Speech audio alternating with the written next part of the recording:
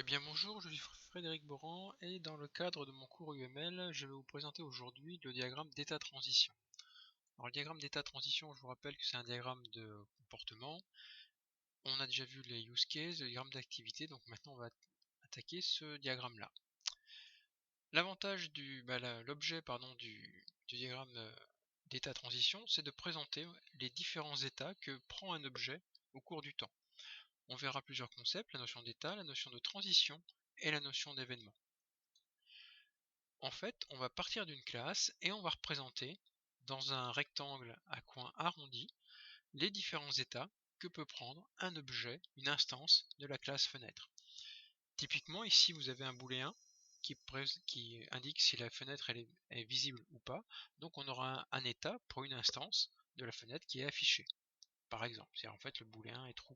D'accord. Un booléen à false, ça veut dire que la fenêtre elle est soit par exemple cachée ou fermée. La notion de transition présente en fait le passage d'un état à un autre.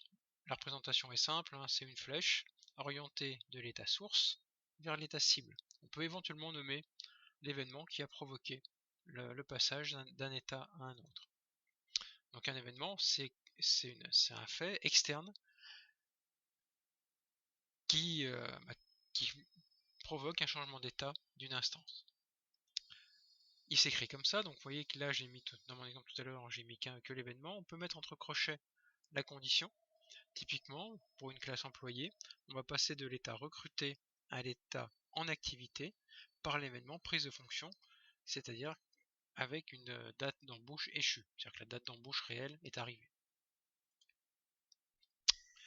Tout diagramme commence par un état initial représenté par un gros point noir et un ou plusieurs états finaux, sauf s'il y a une boucle, on va voir un petit exemple, qui est un rond noir avec un cercle autour. Ici, je vous ai mis un exemple de boucle, c'est-à-dire où il n'y a pas d'état final. Alors c'est discutable au sens où ici on n'a pas travaillé sur le fait par exemple, que le feu peut tomber en panne. On suppose qu'il est mis en service et que toute sa vie, il va faire le cycle vert, orange, rouge. Vous voyez, on va travailler en fait sur cette propriété-là.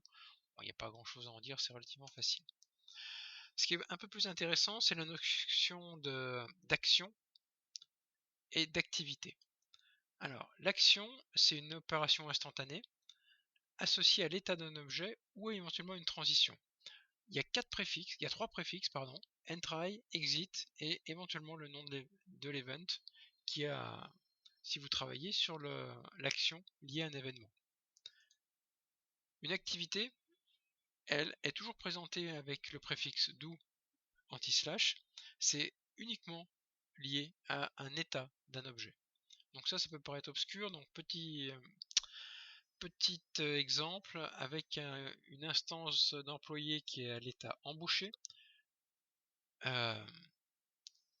Lorsque la personne rentre dans l'état embauché, ça déclenche l'action signer le contrat. Toute sa vie, c'est-à-dire l'activité courante, c'est assurer sa fonction.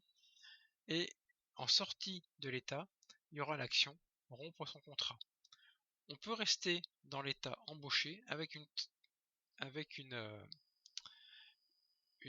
transition réflexive liée à l'événement mutation qui va provoquer l'action changer d'affectation. Voilà, donc bon, retenez surtout ces trois-là, in, try, do, exit, c'est celles qu'on trouve à peu près partout. Un point de décision, c'est des choses que l'on a déjà vues, c'est un petit cercle plein, donc là c'est un peu bizarre au niveau de leur symbolique, parce que ça ressemble un peu à l'état initial. Ça sert surtout à partager des segments de transition. Un point de choix, c'est un test pour choisir des transitions, avec un petit losange. Là vous avez un point de jonction, vous avez l'état 1, état 2. On va arriver sur ce point de jonction là, et selon une condition, on passera dans un état 4 à 3, 4 ou 5. On va terminer sur la notion d'état composite qui est assez intéressant. C'est un état dans l'état. En fait, c'est un sous-état.